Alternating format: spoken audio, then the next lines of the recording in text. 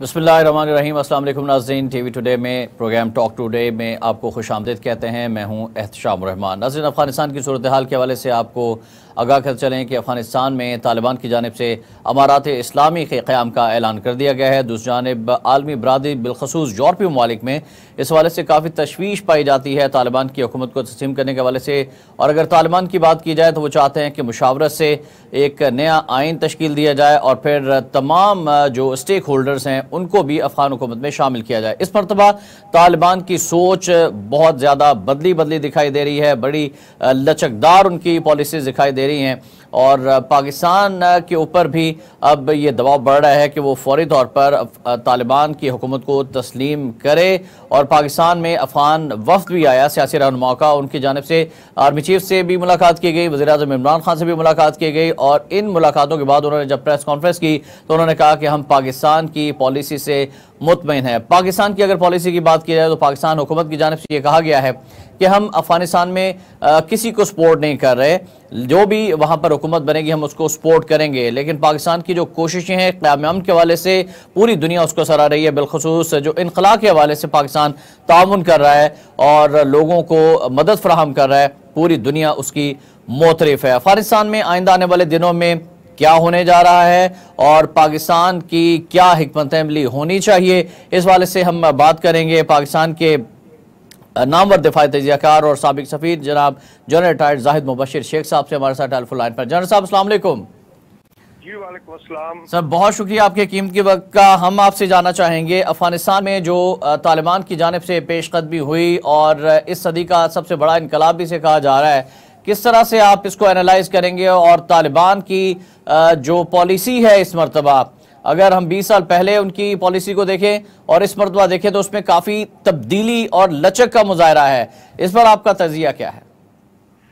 देखिए, ये एक बड़ी लॉन्ग एफर्ट है। 20 साल तालिबान ने ये जंग लड़ी है, उसके बाद इन्होंने हकीकतन अपने मुल्क को आज़ाद करवाया अमेरिका से, और उसके जो पिट्ठू एक हुक्मरान इस वक्त हुकूमत में थे उनसे आज़ाद करवाया। और इनकी सोच में जो तब्दीली आई है वो इतनी बड़ी तब्दीली है कि वो आपको जो संजीदगी, जो मतानत, जो बुर्दबारी, जो बर्दाश्त का जज्बा अभी नजर आता है, वो पहले बिल्कुल नहीं आता था। पहले ये इम्पेशेंट थे, ये खून बहाते थे, ये लेते थे। अब तो इन्होंने जो अनाउंसमेंट की हैं, हकीकतन मैं समझता हूं कि इसने फतेह मक्का की याद दिला दी है। जिस तरह इन्होंने दुश्मनों को मुआफ किया है, इन्होंने औरतों को उनके हकूक शरीयत के मुताबिक देने का वादा किया है, तमाम सरकारी मुलाजमीन को इन्होंने कहा है कि वो अपना काम करते रहें। मतलब कोई ऐसा काम इन्होंने नहीं किया जिस पे दुनिया को एतराज हो सके। और पहले तो आपको याद है, मतलब और जो दुनिया कह रही थी, जो दुनिया इनसे डिमांड कर रही थी ना कि ब्रॉड बेस्ड गवर्नमेंट होनी चाहिए, सबको इसमें शामिल करना चाहिए, अमन होना चाहिए, इंसानी हकूक का तहफ़्फ़ुज़ होना चाहिए, नस्वानी हकूक का तहफ़्फ़ुज़ होना, वो सारी शराइत तो इन्होंने पूरी कर दी हैं। अभी जो वेस्टर्न लोग, जो अमेरिका और उनके पिट्ठू जो इसमें कीड़े निकाल रहे हैं, वो तो बिला वजह है। अब वो ऐसी बातें कर रहे हैं कि जी ये इन्होंने ऐलान तो कर दिया है तो देखें, हम अमल होता देखना चाहते हैं, हम ये देखना चाहते हैं। असल तकलीफ ये है कि अमेरिका को उसने यहाँ $1.5 ट्रिलियन खर्च कर दिया और उसको यहाँ से दुम दबा के भागना पड़ा। दूसरी तरफ भारत जैसे दो लोग हैं, मेरा ख्याल दो मुल्क हैं जो बड़े शोक की कैफियत में है। एक अमेरिका, वो अंडरस्टैंडेबल है, और दूसरा भारत है। भारत ने भी $3-4 बिलियन अपना फूंक दिया अफगानिस्तान में, और आज वो देख रहे हैं कि वो 3 में है ना और 13 में, और उनको किसी तरफ से कोई उनकी सुनवाई नहीं हो रही, तो इंडिया का नहीं ले रहा है। तो जनरल साहब, अगर अमेरिका की बात की जाए तो जो बाइडेन साहब का जो बयान सामने आया, उन्होंने कहा कि अफगान फौज पे हमने बहुत ज्यादा पैसा लगाया, जैसा कि आपने भी जिक्र फरमाया, लेकिन अगर उनके अंदर लड़ने का जज्बा ही नहीं है तो फिर मैं क्या कर सकता हूं।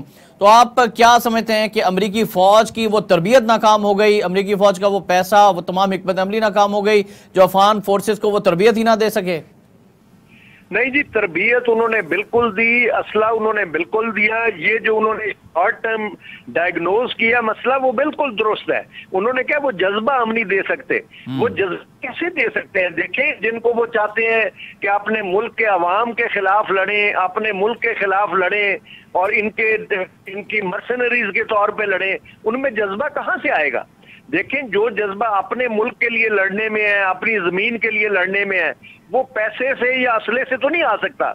मैं तो समझता हूं कि ये तालिबान ने इस सदी में ये साबित कर दिया है। इन्होंने कुरान की बात को इन्होंने यानी उसको सबूत की जरूरत तो नहीं है, लेकिन उन्होंने याद ताजा कर दी है कि जो कुरान मजीद ने कहा है कि जी मैं एक छोटे से गिरोह को अल्लाह ताला चाहे तो एक बहुत बड़ी ताकत पे फतह दे सकता है। जी हाँ, बिल्कुल। बहुत बड़ी ताकत पे फतह हासिल की है। और मैं समझता हूँ कि अमेरिका को तो, और वो उसने बिल्कुल डायग्नोज सही किया है। अच्छा जनरल साहब, अब चैलेंजेस क्या हैं अमारात इस्लामी को? चैलेंजेस क्या हैं? अगर हम यूरोपीय ममालिक की बात करें तो यूरोपीय ममालिक जो हैं वो तालिबान को तस्लीम करने के हवाले से अभी बड़े शशोपंज में मुब्तला है, क्योंकि उन्हें जो नविश्ता दीवार है वो पढ़ ली है कि उन्हें बड़ी इबरतनाक शिकस्त हुई है 50 के करीब ममालिक को। तो अब वो पाकिस्तान को भी दबाव में डाल रहे हैं, और फिर पाकिस्तान की जानिब से जो पॉलिसी है इसको भी जरा एनालाइज कीजिएगा कि क्या हम अभी भी यूरोपीय ममालिक के दबाव में है तालिबान को तस्लीम करने के हवाले से? देखें, डिप्लोमेटिकली पाकिस्तान बहुत अच्छा बिहेव कर रहा है। पाकिस्तान का जो रवैया है वो डिप्लोमेटिक है, बिल्कुल दुरुस्त है। तालिबान भी जानते हैं कि हमारी हमदर्दियां उनके साथ हैं, हम जानते हैं कि हमारी हमदर्दियां उनके साथ हैं, लेकिन जो पाकिस्तान ने कहा है कि हम अपने दोस्त ममालिक के साथ मशवरा करके और उनके साथ मिलके इनको तस्लीम करने का फैसला करेंगे। बिल्कुल दुरुस्त है। जैसे पिछली दफा हुआ कि सिर्फ 2-3 मुल्कों ने उनको तस्लीम कर लिया और बाकी दुनिया ने नहीं किया। तो हमें तैयार करने हैं ताकि हमारे साथ, और अभी मैं समझता हूं कि दो बड़ी पावर्स यानी रशिया, चाइना, फिर पाकिस्तान, ईरान, इनमें 2 सुपर पावर्स में 2 बड़ी पावर्स शामिल है। तो ये मिलकर इसको तस्लीम करेंगे इन सम टाइम फ्रेम, और जल्दबाजी करनी नहीं चाहिए। जैसा आप माशाल्लाह से सफीर भी रहे हैं, पाकिस्तान की आपने नुमाइंदगी की है दुनिया में, तो आपसे ये जानना चाहेंगे कि इस वक्त जो पाकिस्तान की सफारतकारी है उस हवाले से भी हमारे नाज़रीन को बताइएगा कि क्या क्या चैलेंजेस हमें दरपेश हैं इस सूरत हाल के तनाजुर में? जी, हमें तो ये चैलेंजेस दरपेश हैं कि अगर हम आउट बहुत जल्दी, जैसे हमने पहले किया था, एकदम इनके साथ हो जाते हैं तो जैसे सारी दुनिया उनके खिलाफ है वो हमारे भी खिलाफ हो जाएगी। और अनफॉर्चुनेटली हमारे मुल्क में ऐसे एलिमेंट मौजूद हैं जो उनकी ट्यून्स पे डांस करते हैं, तो यहाँ भी बहुत से लोग उनके साथ मिल जाएंगे और हुकूमत को बुरा भला कहना शुरू कर देंगे। तो इसलिए ये जो तसल्ली के साथ फैसला लेना है, तहम्मुल के साथ फैसला लेना है, यही डिप्लोमेसी है। और इंशाअल्लाह ताला ये डिप्लोमेसी कामयाब होगी।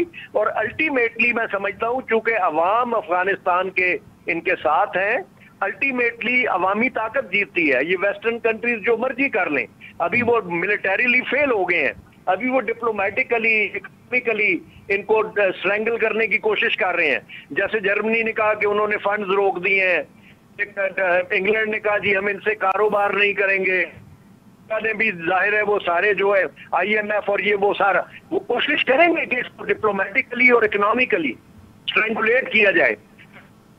तो जनरल साहब, फंड्स रोक दिए, IMF ने भी फंड्स रोक दिए, असासे मुंजमद कर दिए गए, तालिबान हुकूमत बनाते हैं तो जाहिर सी बात है निज़ाम हुकूमत चलाने के लिए पैसे की ज़रूरत होगी, मईशत को बेहतर करने की ज़रूरत होगी। तो ये बड़े बड़े चैलेंजेस हैं, तो किस तरह से वो टैकल कर सकते हैं इन तमाम तर सूरत हाल को, इस तमाम तर आलमी दबाव को, अमरीका के, आलमी IMF के और दीगर ममालिक के इस दबाव को? मेरा ख्याल है जी एहतशाम साहब, ये तालिबान के लिए द वर्स्ट इज ओवर। जो बहुत बड़ा चैलेंज था वो इन्होंने, देखे, दुनिया की सबसे बड़ी ताकत को जिसके साथ 50 मुल्कों की फौज मौजूद थी और उनकी मौजूदगी में इन्होंने इनको एक फौजी शिकस्त दी है। ये सबसे बड़ा चैलेंज था। आगे भी चैलेंज मौजूद है डिप्लोमेटिक, लेकिन इनकी रिक्वायरमेंट्स बहुत कम है। ये देखें, ये अफगानिस्तान, ये जो अफगान कौम है ये बड़ी रिजिलियस कौम है। ये आप देखेंगे कि ये इन चैलेंजेस पे ओवरकम करेंगे और ये कामयाब होंगे। और आहिस्ता आहिस्ता आप देखेंगे, और ये तमाम लोगों के स्टेक्स हैं।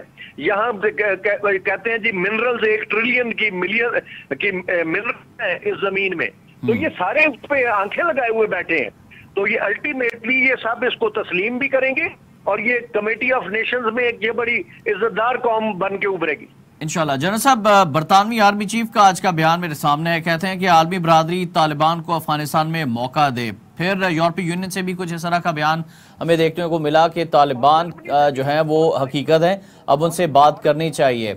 किस तरह से देखते हैं बरतानवी आर्मी चीफ के इस बयान को? क्या कहना चाहेंगे कि अब जो आलमी ताकतों की जो मुसल्लह अफवाज के सरबराहान है वो तस्लीम कर रहे हैं कि इनको मौका देना चाहिए और ये कुव्वत है अफगानिस्तान के अंदर, और इनसे बातचीत किए बगैर किसी भी तरह का जो है वो हम आगे नहीं बढ़ सकते, मामला आगे नहीं कर सकते?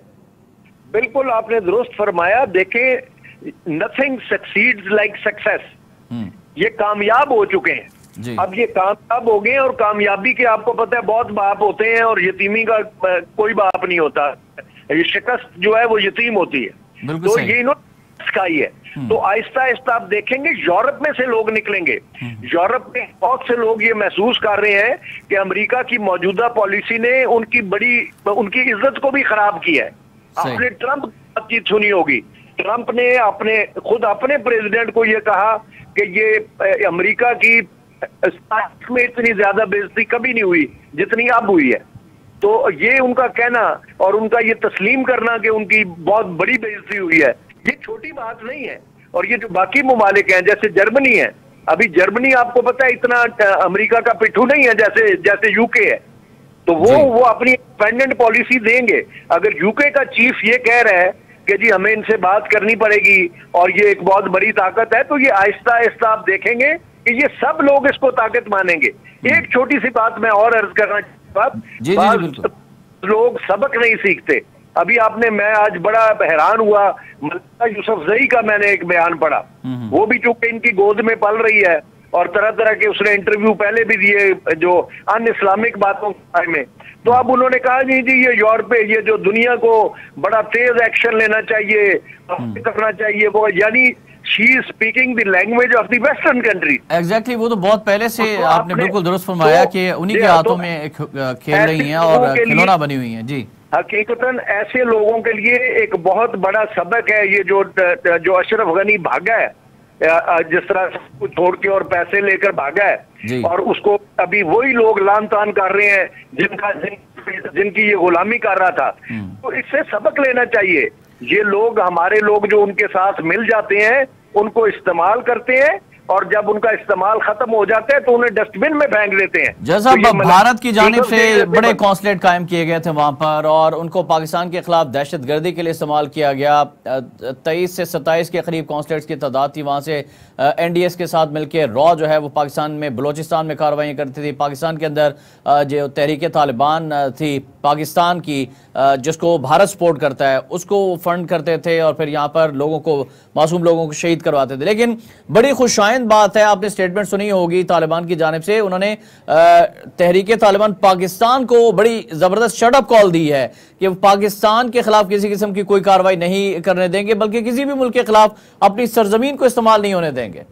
बिल्कुल दुरुस्त आपने कहा। देखिए, उन्होंने तो कहा कि हमारा मुल्क किसी खास तौर पे हमसाया मुल्क के खिलाफ उनकी सरजमीन इस्तेमाल नहीं होगी। ये TTP और ये सारे जो और इंडिया के एजेंट्स थे, इंडिया की कॉन्सुलेट्स थी, आप समझे कि इनको तो ऐसी शटअप कॉल मिली है और इनका ऐसा हशर हुआ है कि इनको मुद्दतों याद रहेगा। ये इंडिया जो है वहाँ अभी आज इंडिया ने ये गिला किया है कि जी वो हमें वहाँ कारोबार की इजाजत नहीं दे रहे, तो उन्होंने की भी बड़ी तालिबान ने मुजम्मत की है कि ये गलत कह रहे हैं। अगर ये कारोबार करना चाहते हैं तो हमने कारोबार से किसी नहीं रोका। तो कारोबार तो उनका है कोई नहीं है, असल तो वो इसको बेस के तौर पे इस्तेमाल कर रहे थे पाकिस्तान के खिलाफ काम करने के लिए, तो वो करने नहीं देंगे। तो बाकी इनका कौन सा कारोबार है? 3-4 बिलियन ये लूज कर चुके हैं। आप अंदाजा लगाएं कि 3-4 बिलियन डॉलर्स का इनको नुकसान हुआ है, और वहां से बिल्कुल फारिग हो गए हैं, इनकी कॉन्सुलेट्स बंद हो गई हैं। और जब बंदे की अल्लाह ताला किसी को नुकसान करना चाहता है था तो उसकी मत मारी जाती है। तो देखें, आखिरी दिनों में इन्होंने तालिबान के खिलाफ उधर से जहाज असले के भर भर के भेजे, उस फौज को जो फौज लड़ने का हौसला ही नहीं रखती, और इन्होंने अपनी ताबूत में आखिरी कील ठोक दी, जिसमें यानी तालिबान को इतना अपने साथ नाराज कर लिए। बिल्कुल सही। जन साहब, तालिबान की जानिब से ये भी स्टेटमेंट्स आ रही हैं कि भारत जो है वो पाकिस्तान के खिलाफ हर्जा सराई और हमें जंग की धमकियां देना बंद कर दे, ये तो हमने पूरा अफगानिस्तान फतह कर लिया, कश्मीर की आज़ादी तो जो है वो कोई इतना मुश्किल काम नहीं है, हम चाहें तो कश्मीर को भी जो है वो इंशाल्लाह आज़ाद करवाएंगे। तो आप समझते हैं कि ये भारत के लिए बड़ा वाज़ेह पैगाम है कि अब होश के नाखून ले, और जो जुल्म मुसलमानों पर किया जा रहा है, चाहे वो भारत के अंदर है या मकबूजा कश्मीर के अंदर है, तो तालिबान जो है वो यहाँ पर मजबूत हुकूमत बनाने के बाद हमारे दस्तोबाजू बनेंगे और कश्मीर की जो आज़ादी है उसकी पुश्तिबानी करेंगे और इंशाल्लाह कश्मीर को भी आज़ाद करवाएंगे। हमारे साथ मिलकर it may be too early to say this कि वो इसकी पुश्तिबानी करेंगे। ये कुछ वीडियोस आई हैं इस तरह की जी, लेकिन इन द लॉन्ग रन मैं समझता हूं कि कश्मीरियों की आजादी की फेज 1 मुकम्मल हो गई। ये की एक फेज थी। आप देखेंगे क्योंकि जो धचका इंडिया को लगा है इकोनॉमिकली और मिलिटरीली, जो धचका लगा है, इसका डायरेक्ट फायदा जो है वो कश्मीर की आजादी को पहुंचेगा और इंशाल्लाह कश्मीर आजाद होगा और इंशाल्लाह कश्मीर को कश्मीरी ही आजाद करवाएंगे।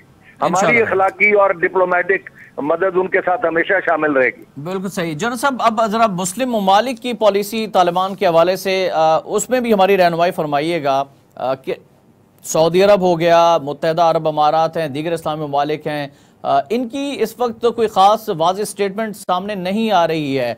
वो भी आप समझते हैं कि अमरीकी इत्तेहादी होने की वजह से किसी कशमकश का शिकार दिखाई दे रहे हैं? बिल्कुल बिल्कुल मगू की कैफियत में है।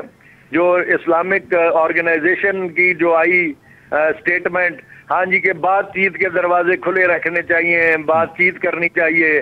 सऊदी अरेबिया ने भी इसी किस्म की स्टेटमेंट दी, यानी गोल मोल स्टेटमेंट, ल्यूक वार्म रिस्पॉन्स, यानी कम अज कम इस वक्त इनको इस्लामिक ऑर्गेनाइजेशन को, इस्लामिक कंट्रीज ऑर्गेनाइजेशन को इकट्ठे खड़ा होना चाहिए था और इनको एटलीस्ट इकोनॉमी का प्रॉब्लम नहीं होना चाहिए था। दुनिया की का इतना बड़ा हिस्सा इस्लामी मुल्कों के पास है, तो आज इस मुल्क को, इस इस्लामी मुल्क को मसला नहीं होना चाहिए था जहां तक फाइनेंसेस का ताल्लुक है, लेकिन वो मसला है और हमारा मुसलमानों का जो रिस्पॉन्स है वो ऐसा ही है। अल्लाह ताला हम पे रहम करे। और लेकिन ये इनके मोहताज नहीं है, ये मैं आपको बता दूं, इनकी रिक्वायरमेंट ही ज्यादा नहीं है। ये जिस तरह ये गुजारा करते हैं, मतलब है इनको they have nothing to lose. अच्छा जनरल साहब, दुनिया जो है वो तालिबान को उनके हुलिये से देख रही है कि ये जंगजू हैं, लेकिन इनमें बड़े बड़े पढ़े लिखे इंजीनियर्स, डॉक्टर्स, बड़े बड़े इंटेलेक्चुअल्स भी मौजूद हैं। जो तालिबान की जो मुख्तलिफ अगर इनका पॉलिटिकल स्ट्रक्चर देखा जाए, इनकी सियासी तंजीम अलग है, फिर अस्करी तंजीम अलग है, और वो पूरी सलाहियत रखते हैं मुल्क को चलाने के लिए। कुछ इस हवाले से भी बताइएगा भाई नाज़रीन को। देखें, ये जब इन्होंने गलतियां की थी, उस वक्त भी जो मुल्क का नज़्मो नस्क था, इन्होंने इतना अच्छा चलाया था कि वो पाकिस्तान का नज़्मो नस्क भी वैसा नहीं चल रहा। ये जैसा वाकया लाहौर में हुआ है 14 अगस्त पे, ऐसा वाकया अफगानिस्तान में नहीं हो सकता। मतलब उधर लॉ एंड ऑर्डर है, वो जब एक ऑर्डर दे देते हैं तो उस पर अमल होता है। अभी जो भी उन्होंने अहकामात दिए हैं उस पर अमल शुरू है। आप देखिए, मुहर्रम का बड़ा मुसलमानों के मुल्कों में बड़ा एक सेंसिटिव महीना होता है, तो उन्होंने अशूरा भी मनाया है, हर काम किया है, कहीं से कोई गड़बड़ की इतला नहीं आई। तो उनकी जो ऑर्गेनाइज करने की एबिलिटी है वो बहुत ज्यादा है और अवाम में आप समझते हैं कि उन्हें पजीराई हासिल है, इसी वजह से बहुत से इलाके जो हैं बगैर लड़ाई उन्होंने फतह कर लिए। इसमें कोई शक नहीं है जी। वो जो पहले था ना नॉर्दर्न अलायंस और ये वो सब माजी की बातें हैं। अब उनका मुकाबला होता है, वो ये देखते हैं कि कौन लोग थे जो मुल्क के लिए लड़ रहे थे और कौन लोग थे जो अमेरिका के लिए लड़ रहे थे। अभी मुकाबला के दरमियान हुआ है। तो ये तो इन्होंने तो 20 साल कुर्बानियां दी हैं, 20 साल जंग की है, 20 साल हालते जंग में रहे हैं। इनका किसी के साथ कोई मुकाबला नहीं है। और ये एक और देखा होगा, लड़ाने की कोशिश कर रहे हैं कि अहमद शाह मसूद का बेटा है, वो खुद कह रहा है कि मैं इनके साथ हूं। और वो जो दूसरे हैं, वो जो इनके पुराने वाइस प्रेसिडेंट, वो कह रहे हैं जी अब मैं प्रेसिडेंट हूँ और ये भी मेरे साथ मिल गया है। तो ये सब इनकी, मेरा ख्याल है कि एक अपने आप को तसल्ली दे रहे हैं या एक साजिश का बीज बोने की कोशिश कर रहे हैं, लेकिन ऐसे काम होगा नहीं। लेकिन आप समझते हैं कि ये बड़ी खित्ते के लिए विन विन सिचुएशन होगी, खासतौर पर सी पैक के तनाजुर में पाकिस्तान, चीन, रूस, उज्बेकिस्तान, ताजिकिस्तान, ये सारे सेंट्रल एशिया ममालिक के लिए बड़ा फायदामंद होगा तालिबान की हुकूमत के, वहां पर अमन होगा और यहाँ से ट्रेड बढ़ेगी। और ये आपने बड़ा अच्छा सब्जेक्ट टच किया। देखें ये इसको इकोनॉमिकली अगर स्ट्रेंगुलेट करना चाहते हैं ना, तो चाइना और रशिया का फैक्टर भूलना चाहिए। ये तो हब बन जाएगी। देखें उसने ये जो बाकी ममालिक रशियन स्टेट्स हैं, ये ममालिक हैं, इन तक पहुंचना है तो उसका रास्ता तो अफगानिस्तान से है। तो अफगानिस्तान को इंशाल्लाह इकोनॉमिकली कोई प्रॉब्लम नहीं होगा और वो सी पैक का एक अहम हिस्सा होगा इंशाल्लाह। बहुत शुक्रिया जनरल रिटायर्ड जाहिद मुबशिर साहब, बड़ी अच्छी गुफ्तगू फरमाई और यकीनन हमारे नाज़रीन को बहुत से अहम पॉइंट्स भी इस गुफ्तगू से मिले होंगे। नाज़रीन वक्त है ब्रेक का, ब्रेक से वापस आएंगे तो हम बात करेंगे मुल्क की सियासी सूरत हाल के साथ साथ जो हमारी नौजवान नस्ल की अखलाकी गिरावट है और जो सोशल मीडिया के हमारी नौजवान नस्ल पे असरात हो रहे हैं।